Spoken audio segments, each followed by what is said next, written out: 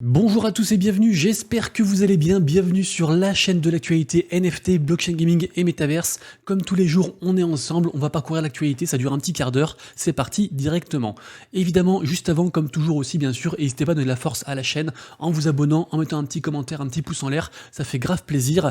Et d'ailleurs, à ce propos, sachez que j'ai fait un thread / coup de gueule / pédagogie / éducatif à propos des NFT dans le gaming, parce que oui, après avoir vu une énième vidéo je crois que c'était de lui, de Psyodelicus sur YouTube, un mec qui a, on va dire, une audience et qui trash les NFT dès que Ubisoft ou Intel annonce qu'il va faire des NFT. Du coup, j'en ai eu marre, je me suis dit, je vais faire un thread, on va dire, éducatif pour essayer de faire comprendre aux gens pourquoi c'est utile les NFT dans le gaming, pourquoi ce n'est pas que de l'argent. Du coup, je vous demanderai, si vous voulez bien, de liker ce commentaire, le partager au maximum, puisque pour qu'il puisse en fait faire du bruit et que on espère que ça convainque au moins une seule personne d'au moins se renseigner avant d'émettre un avis en fait sur les NFT en rejetant tout et en disant que c'est de la grosse merde. Donc merci beaucoup du coup à tous. L'information majeure du jour, c'est bien sûr la date de l'application de la loi MiCA qui a été révélée. Donc ce sera le 30 décembre 2024. Alors bien sûr, ça a changé beaucoup de choses. Je vous rappelle que MiCA, c'est la régulation, c'est ce qui va réguler en fait les cryptos au niveau européen. Évidemment, l'Europe est un petit peu, voilà, c'est pas ouf au niveau crypto, donc ce sera très contrôlé. Tout ce qui est transfert et tout, même côté entreprise, ce sera beaucoup plus serré.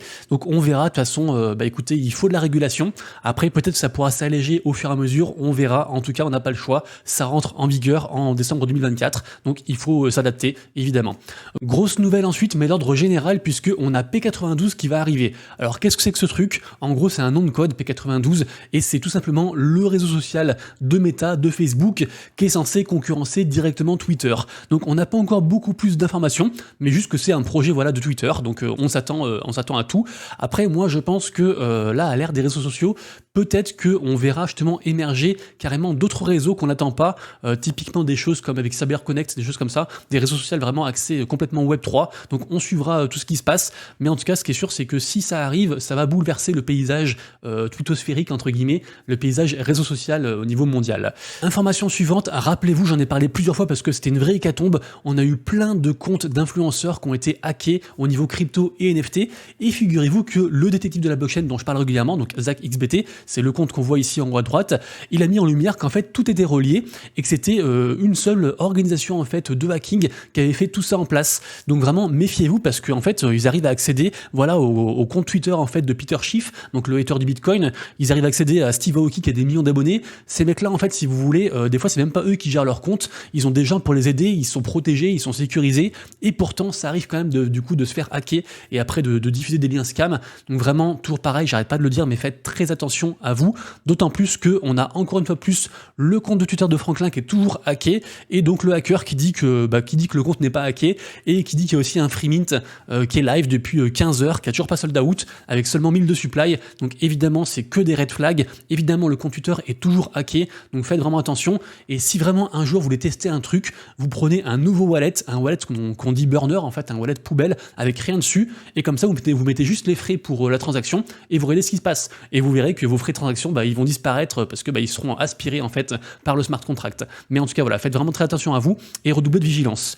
Énorme information ensuite, puisque on a AliExpress qui va lancer ses propres NFT. Donc AliExpress bien sûr un concurrent direct de Amazon, donc ça pourrait vraiment faire bouger pas mal de choses. La collection s'appellera The Moment 3. En fait il y aura plusieurs collections, puisque la vraie première collection s'appellera en fait Instant 3, et donc en fait si vous voulez, le but c'est de connecter avec des entreprises du monde réel et d'accorder aux propriétaires de NFT des avantages et des droits exclusifs au-delà des simples valeurs de collection. Donc pour l'instant ça veut un petit peu tout et rien dire. Ce qui est sûr, c'est que c'est donc un géant qui lance sa propre collection. Il y aura donc 5555 NFT et ça sort le 25 juin, sera dispo sur directement en fait le site de AliExpress via différentes cryptos, notamment aussi certains memecoins. Donc pareil, ce sera un truc à surveiller aussi, et je vous dirai bien sûr dès que j'ai d'autres infos, je vous tiens au courant évidemment. On continue ensuite, et décidément ça fait 3 jours de suite que j'en parle, on parle de NFT Inspect, donc le fameux outil en fait qui sert à mesurer l'impact social au niveau Web3, et donc figurez-vous que en fait ils ont mis au point une extension en fait Google Chrome, donc on peut du coup installer l'extension et on peut du coup choper plein d'informations concernant plein de collections NFT, donc c'est assez pratique. Après quand même faites attention parce que les extensions en fait Google Chrome, des fois on sait pas trop ce qu'on installe, donc là pour moi c'est un truc safe, mais de manière générale évitez d'installer 1 milliard d'extensions parce que s'il y en a qui sont compromises ou quoi, ça peut être problématique, ou alors vous créez carrément un autre profil en fait Google Chrome avec aucune crypto bloquée dessus, enfin enregistrée dessus, pardon, wallet, je vais y arriver, et puis comme ça au moins vous avez accès aux features sans mettre en danger du coup vos informations principales qui seraient utilisées du coup sur un autre profil Google Chrome. Mais en tout cas c'est une feature très intéressante, et décidément NFT Inspect en ce moment il y a quand même beaucoup la lumière sur eux, donc du coup entreprise montante dans tout ce qui est data, réseau social et NFT. Jack Butcher l'artiste qui fait du coup sa saison 6 de OpenPen, alors je crois que c'est ouvert pendant 3 jours, comme d'hab j'ai rien compris, les gens peuvent faire des enchères, tout ça, tout ce que je sais c'est que si vous aimez l'art NFT, les trucs hypés, et du coup renseignez-vous, parce que ce mec c'est juste un génie qui fait des trucs de fou et que tout le monde le kiffe, mais forcément il faut prendre beaucoup de temps pour s'y intéresser. Information suivante, joyeux anniversaire aux CryptoPunks, puisque ça y est, ça fait 6 ans qu'ils existent. Rendez-vous compte, ils sont arrivés en 2017 par le studio Larva Labs, et ils sont toujours là. Donc en fait, ça a fait des CryptoPunks la plus ancienne collection NFT, avec la plus forte, en fait, la plus grosse capitalisation. C'est toujours du coup une industrie entre guillemets du tonnerre. Ils font beaucoup de choses. Ils sont maintenant plutôt très proches en fait du côté artistique NFT, et vraiment c'est un truc à surveiller. Et du coup, peut-être aussi qu'il y aura un truc en plus pour fêter l'anniversaire, je ne sais pas. Il y a aussi des gens qui commencent à spéculer aussi en disant les CryptoPunks, ils sont aussi, Larva Labs, c'est aussi un studio qui est très lié à Yuga Labs, mais aussi à la fameuse collection en fait Nakamingos, sur laquelle beaucoup de gens spéculent. Et du coup, les gens disent que entre aujourd'hui, du coup, anniversaire des CryptoPunks, et puis apparemment le 22 juin aussi, qui fait référence à je sais plus trop quelle date, en gros, il peut se passer des dingueries et des révélations en fait sur les Nakamingos. Donc ça, voilà, je vous lâche la petite rumeur. Après, vous en faites ce que vous voulez. On enchaîne ensuite avec OpenSea et une feature qui était attendue depuis vraiment très longtemps. Ça y est, enfin, on peut annuler en fait ces offres sans payer de gaz. On peut les annuler du coup gratuitement. C'est juste entre guillemets une révolution. Je comprends pas qu'ils aient pas fait ça plus tôt, parce que avant, si vous voulez contrôler vos offres, il fallait faire des offres, on va dire sur une très courte durée, genre 1 heure ou 2, parce qu'en fait, si vous laissez courir une offre pendant 3 jours comme ça et que le floor price il dégringole, et c'était en fait chiant, et donc vous deviez annuler votre offre de peur d'acheter des choses du coup plus chères qu'elles ne le valent en vrai, et du coup c'était une galère. Maintenant, on peut faire une offre pendant je sais pas, une semaine si on veut, un mois, et on l'annule quand on veut, et c'est gratuit. Donc vraiment merci beaucoup OpenSea, ça fait grave plaisir.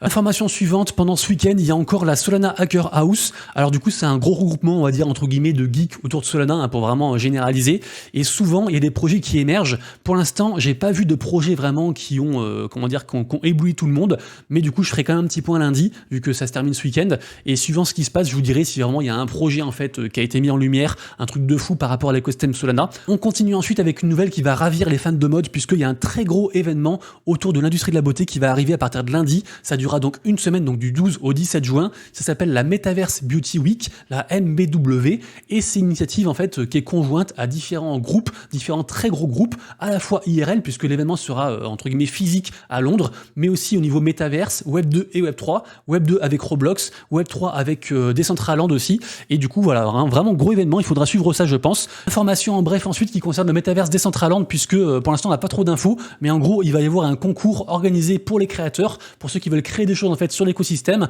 Donc c'est aussi pour fêter le lancement officiel et complet du SDK 7, qui est en gros les tools qu'ils fournissent aux gens pour créer des choses sur Decentraland, et après qu'ils mettent à dispo de leurs utilisateurs. Donc le concours démarre du 19 juin, il termine le 10 juillet, donc on imagine qu'il y aura beaucoup de choses à gagner, mais pour l'instant on n'en sait pas plus, donc évidemment je vous dirai en temps et en heure ce qu'il en est.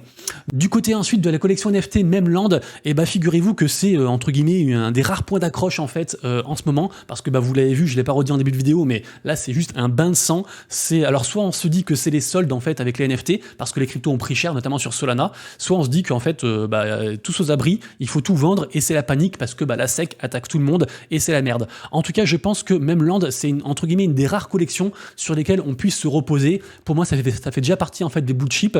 Je vous rappelle que là dernièrement ils ont annoncé aussi l'arrivée de leur token, donc le token Maincoin, qui devrait, je prends pas trop de risques, mais je pense que ça devrait cartonner. Après bien sûr, vous le savez, même si moi j'y crois, ce n'est pas un conseil d'investissement, hein, c'est pas du tout un conseil d'investissement, et il y a toujours des risques, donc renseignez-vous bien. En tout cas là du coup on a les holders des collections Memland qui sont fait du coup, qui vont pouvoir récupérer en fait des codes pour avoir après le token, donc c'est vraiment un truc qu'il faut surveiller. Et je vous rappelle aussi que normalement il devrait aussi y avoir des codes qui devraient être donnés en fait sur leur compte Twitter pour, comme ils disent en fait, engager la commu et fermer la commu, et aussi avec des collections amis de type Kungs. Donc en tout cas on surveille, mais ça c'est un truc de l'été qui est très attendu.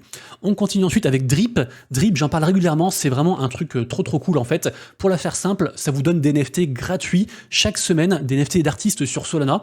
Alors figurez-vous que moi, en fait, j'avais participé à un truc et du coup, j'avais pu y avoir accès. Et en fait, j'ai un seul code ici. Si je clique sur invite, j'aurai un seul code et du coup, je vous ferai gagner en fait à un de vous en fait dans les commentaires ce code-ci. Après, vous pourrez vous enregistrer sur la plateforme, c'est tout gratuit et vous recevrez en fait un NFT gratuit. Vous avez juste à vous inscrire à chaque fois. Et en plus de ça, il y a aussi des cadeaux à gagner. Il y a une espèce de loterie en fait journalière auquel on peut participer. Et du coup, voilà, pour moi, c'est vraiment un chouette truc. Donc, marquez dans les commentaires, je sais pas, genre drip par exemple. Et puis comme ça, je saurai et je ferai un petit tirage au sort. Et j'en profite aussi pour vous dire que si vous aimez les NFT gratuits chaque semaine, n'hésitez pas aussi à vous inscrire sur The Nifty, puisqu'en gros, c'est une newsletter qui donne aussi des NFT gratuits chaque semaine. Donc, et il y a plusieurs NFT. Des fois, c'est des trucs même assez rares d'ailleurs, parce qu'ils font aussi beaucoup de partenariats avec des grosses collects. Donc pourquoi pas, en tout cas, ça mange pas de pain. Et en cette période assez compliquée, eh ben, écoutez, les NFT gratuits, il faut les prendre, hein, parce que voilà, on en est là, on prend tout ce qu'on peut prendre. On continue ensuite avec le compte Twitter de la collection NFT Lacoste qui a été créé. Donc vous voyez, c'est très récent, hein, juste 452 followers. Donc peut-être qu'ils vont lâcher un petit truc en mode giveaway concours ou un truc comme ça pour démarrer leur compte Twitter. Donc ça peut être intéressant de participer, surtout s'il n'y a pas trop de monde en fait qui le font. Du côté de la collection Cyberkongs, très grosse collection sur ETH. J'étais passé à côté parce que la news date du 7 juin, mais en fait on peut s'inscrire en fait sur une espèce de limit listed pour minter en fait une prochaine collection en lien avec Cyberkongs qui s'appelle Cyberkongs Genkai. Et je vous rappelle que Cyberkongs c'est vraiment une ancienne collection très implantée avec des holders fidèles et tout ça. Partie marché NFT à surveiller et mint du jour. Écoutez, je vais pas vous dire voilà, je vais pas vous dire de carabistouille, hein, c'est la mierda, c'est très compliqué, il y a tout qui est en baisse. En plus on rentre dans le week-end et en général le week-end c'est plus calme. Donc voilà, on va du coup passer tout ça. Bien sûr, n'oubliez pas que sur mon compte Twitter comme tous les jours, je fais un petit post qui résume du coup les mints les plus hypés de la journée selon moi. Aujourd'hui en mint du jour, on a Fishballers. Pour moi, c'est un très joli truc. C'est une PFP des studios Floppy qui est aidée, enfin qui est très push en fait par la collection NFT Safe Souls. Et en fait, c'est un ancien en fait de Rick et Morty, du groupe, enfin de la team Rick et Morty, du dessin animé, qui a lancé le projet. Sur Ordinals, on a les Ordinal Apes, c'est des singes squelettes avec une jolie hype au niveau réseau social, notamment sur Twitter et sur Discord, donc à voir. Ensuite, on a Brainslume. Brainslume, c'est, j'en avais parlé il y a environ une semaine ou deux, je crois. En gros, c'est des espèces d'avatars NFT influenceurs alimentés par l'AI, notamment ChatGPT, donc assez intéressant, mais un peu nébuleux aussi, mais bon, faut se renseigner, pourquoi pas. Et après, on a aussi Bomba Cloth NFT, qui sont des PFP en mode Bomberman. Vraiment, ça me fait vraiment penser à ceux-là, et c'est sur Solana. Après, bien sûr, faites attention parce que actuellement, c'est encore plus risqué de minter des projets parce que le marché n'est pas propice en fait aux NFT. Donc faites bien attention à vous, évidemment. À surveiller tout ce que j'ai dit dans la semaine, hein, parce que tout ce que j'ai dit, Nakamingos, Madlab sur Solana, etc., tout ça, faut surveiller. Et donc, j'ai aussi rajouté quand même Rips parce que quand même les volumes sont vraiment des très gros volumes. Là, c'est redescendu un peu. On est passé, je crois, à 0,09 ETH de floor price, mais ça reste une collection très solide actuellement. Et pour finir, on a aussi les NFT de NFT Perp. Rappelez-vous, j'en ai parlé il y a environ 2 ou 3 jours quand ça avait été minté. Ça s'est très bien passé le mint, je crois que c'est environ à 0,2 ou 0,25 le floor price. C'est la collection qui est ici, la 0,25. Et en plus, ça peut aussi faire PFP. J'ai trouvé que c'était joli. Là, bien sûr, c'est pas encore reveal. Vous irez voir ça, c'est une espèce de noix bizarre, noix de cajou. Et en tout cas, voilà, c'est lié directement entre guillemets à du trading. Vous vous renseignerez, mais pour moi, c'est un joli projet. On continue ensuite aussi avec Angry Barboons, qui est une collection qui semble du coup exploser sur l'écosystème Hedera. Donc après, voilà, c'est un petit écosystème. Mais bon, renseignez-vous quand même, ça reste intéressant. Allez, quand faut y aller, on attaque ensuite la troisième partie de la vidéo, la partie blockchain gaming, et malheureusement, c'est un véritable bain de sang. Regardez-moi ça, le token de Sandbox, moins 20%, Decentraland, moins 20%, AXS, moins 20%, Gala, moins 20%. C'est juste une horreur en fait, hein. Ça fait directement écho, bien sûr, aux actus liées aux cryptos, parce que évidemment, du coup, ces tokens pourraient être assimilés à des securities, et donc ça changerait beaucoup de choses quant à la régulation et à la fiscalité en fait qui est liée à ces tokens-ci. Donc il faut encaisser, malheureusement, c'est un peu dur. Info suivante ensuite qui va nous ramener environ 1 an en arrière. Rappelez-vous, Minecraft avait interdit officiellement et avec beaucoup de véhémence en fait toute intégration de NFT avec Minecraft, et du coup ça avait fait une panique parce qu'il y avait beaucoup de projets qui étaient basés sur Minecraft. On se rappelle bien sûr du projet NFT Worlds qui avait du coup presque coulé en fait, puisque c'était vraiment basé mais que sur Minecraft. Depuis ils ont rename, ils ont un petit peu changé leur ligne directrice et ça a mieux pour eux, mais en tout cas figurez-vous que là on est 1 an après du coup cette annonce, et en fait l'application de cette loi en fait n'a jamais été appliquée. Donc là on attend toujours les directives de Minecraft, et je trouve ça assez fou que ça prenne autant de temps. Alors peut-être que du coup à l'époque il y avait une grosse hype et du coup ça leur a fait peur, et que maintenant du coup c'est un peu plus smooth donc ils s'en fichent et c'est dérisoire, je ne sais pas. En tout cas on surveille toujours bien sûr le lien entre Minecraft et les NFT, même s'ils ont quand même redit qu'ils n'étaient pas pour les NFT et que rien n'avait changé et qu'ils diffuseraient en fait cette fameuse loi, cette fameuse interdiction très prochainement. Les studios Oh Baby Games ensuite qui nous font du coup une annonce très sympathique puisque on va pouvoir tester enfin leur premier jeu. Donc du coup il y a la version alpha de leur jeu de cartes en fait qui va sortir. Donc pour s'inscrire il faut juste du coup laisser un mail sur leur site internet. Après vous recevrez un petit questionnaire en fait, vous remplissez et a priori vous serez éligible pour tester du coup le jeu. Pour moi Oh Baby Games vraiment c'est un très gros studio qui sont très proches en fait de l'univers NFT. Là on a pu voir en toile de fond, on a pu voir du coup des PP, différentes collections NFT aussi. Je crois qu'il y aura aussi les Pudgy Penguins, tout ça. Donc pour moi, c'est vraiment un jeu directement en lien avec ce qu'on aime au niveau NFT. Et donc je pense que ça pourrait marcher. En plus, je vous rappelle qu'ils ont levé beaucoup d'argent. Donc voilà, j'ai beaucoup d'espoir dans ce projet-ci. Donc j'essaierai de tester l'alpha. Et bien sûr, je vous donnerai des nouvelles. On a ensuite la saison 2 de Continuum World qui vient juste de sortir du coup. Alors c'est intéressant, c'est un projet qui est gratuit. Donc voilà, ça mange pas de pain comme je dis souvent. Et en gros, voilà, c'est un jeu d'exploration. Vous checkerez tout ça. On continue ensuite avec un drama au cœur de l'écosystème Cross the Edges. Donc le jeu de cartes que j'aime beaucoup, vous le savez, pour moi c'est un projet de cœur. Et actuellement en fait, on a un petit peu une commu qui se divise en deux, puisque c'est tout en fait, le problème en fait c'est la vente de Trizel. Le Trizel c'est un peu en gros le coins en fait de l'application, du projet du jeu, et le truc c'est qu'en fait ce coins, donc on peut le gagner, et en fait les gens veulent le revendre pour faire de l'argent, un peu en mode play and earn. Du coup il y a deux équipes, il y a une équipe d'un côté qui dit bah non, nous on veut pas que le Trizel soit vendu, parce que du coup faut que ça reste entre guillemets juste un jeu, et pas que l'argent en fait vienne entre guillemets pourrir ce côté-ci. Après du coup bien sûr je vous renvoie à mon trade dont j'ai parlé au tout début, et après parce que voilà au final chacun fait ce qu'il veut, et après il y a les autres en fait qui se disent bah en fait non, nous on aime jouer au jeu, on veut aussi qu'il y ait un business, donc forcément aussi on participe à l'économie du projet, et on veut aussi vendre du Trizel pour se faire de l'argent, et puis comment dire se mettre encore plus en fait dans le projet à fond, parce que évidemment si on dégage de l'argent on peut consacrer plus de temps aussi au projet. Donc après c'est deux écoles, et en tout cas ce qui est sûr c'est que l'équipe de Cross the Edges a dit qu'ils allaient délibérer très prochainement en fait sur la vente de Trizel, donc peut-être ce sera du coup je sais pas limité ou réglementé entre guillemets, et pas forcément interdit, donc on suivra ça. On parle ensuite de Dogami, et ça faisait longtemps que j'ai pas parlé de ce projet, pourtant c'est un projet que j'aime beaucoup. Rappelez-vous c'est un projet FR en fait, qui a été incubé par Pirates Labs. C'est un projet d'élevage de chiens un petit peu en mode Tamagotchi pour la faire courte, et en fait ils veulent aller beaucoup plus loin que ça. Ils ont fait différents autres jeux en fait, et là ils ont carrément annoncé un open world pour du coup la fin d'année, donc c'est je pense un projet à surveiller. J'ai pas regardé le prix des chiens, dernièrement c'est sur la blockchain Tezos, même si je crois qu'ils veulent aussi se cross-chainiser. Allez, tant qu'à faire, on dit jamais 203, donc je vous parle également aussi de Z-Run, puisque le projet est également aussi toujours vivant. C'est donc un jeu de course en mode play to earn, et figurez-vous que prochainement ils vont intégrer en fait ce qu'ils appellent les XP NFT, et en gros je vous lis du coup le truc, les NFT XP offrent un moyen dynamique d'utiliser et d'améliorer votre XP stable dans Z-Run. Voilà, que vous choisissiez de booster vos propres chevaux, d'échanger ou de collaborer avec d'autres joueurs, le pouvoir est entre vos mains de façonner votre expérience de jeu. Donc en gros c'est un peu un truc en mode NFT dynamique qui est ajouté à l'écosystème, donc ça reste une bonne nouvelle. On n'a pas encore la date d'application, mais ça ne saurait tarder. Ça bouge du côté gaming sur la blockchain Avalanche. En effet, on a la boîte en fait qui est derrière la blockchain qui s'appelle Avalabs, qui a annoncé en fait le lancement de Avalanche Arcade Suite, qui est donc un programme collaboratif permettant aux développeurs de jeux traditionnels d'explorer les intégrations de jeux blockchain. Ça en fait, on a quasiment tous les écosystèmes qui le font, et je pense vraiment que c'est la bonne chose à faire, parce que en fait, il y a plein de gens qui ont la flemme d'aller sur la blockchain parce que ça paraît trop compliqué, et donc il faut fournir en fait des tools, des trucs gratuits, des machins open source et tout ça, pour que les gens en fait se disent ok c'est facile, c'est un petit peu tout clé en main. En plus, il y a un nouveau marché et tout, c'est intéressant, nouvelle technologie, donc on va dessus. Du coup, très intéressant, et vraiment Avalanche, je trouve qu'ils font des très belles choses. Il y a des gros projets qui arrivent dessus. On continue ensuite avec le projet gaming de l'application Swissborg. Donc là, du coup, on parle de Xborg. Xborg, ils sont vraiment très actifs en fait dans tout ce qui est e-sport gaming et Web3.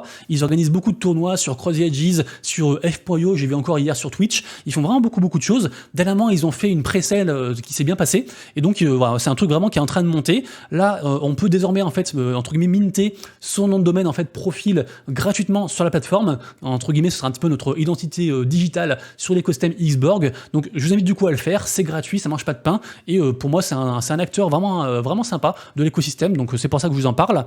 Ça je crois que je vous l'avais pas dit, mais sachez que le merc de Illuvium est officiellement sorti, donc ceux qui veulent du coup un caleçon Illuvium, vous pourrez du coup en commander. Et je vous rappelle aussi que le 12 juin, donc lundi, il y aura aussi la mise en place en fait du partenariat avec GameStop, et du coup nouvelle vente en fait de NFT, les NFT qui sont des avatars en fait in-game. Donc je vous dirai tout ça le 12. De toute façon, je suis partenaire avec Illuvium et je vous en ferai aussi gagner. Donc je vous le redirai. L'info suivante ensuite, on a le RPG Stella Fantasy qui débarque sur Steam. Donc ça y est, du coup, c'est dispo sur la plateforme Steam. Donc très bonne nouvelle. Alors bien sûr, c'est le côté, on va dire, Web 2. Hein. C'est pas les gens qui sont sur Steam et qui joueront au jeu, ça se trouve, ne sauront jamais que c'est un jeu Web 3. Mais ça reste quand même une jolie porte d'entrée pour continuer comme ça à démocratiser en fait le jeu et à le proposer au plus grand nombre. Donc très bonne nouvelle du coup pour l'écosystème Stella Fantasy. Là, on terminera la vidéo du jour avec un rendez-vous tout à l'heure à 13h sur la chaîne Twitch, puisque en effet, je streamerai le jeu de cartes Aradena. Donc voilà, pour sa version bêta du coup qui est sortie il y a quelques jours seulement. Donc soyez du coup nombreux tout à l'heure. Et en tout cas, ceux qui suivent les actus, je vous souhaite à tous un excellent week-end et on se retrouve donc lundi pour une prochaine vidéo actu NFT, blockchain gaming et metaverse. Et d'ici là, bien sûr, prenez soin de vous, proches de vos lettres, c'est Monsieur Rabbit, des bisous. Ciao.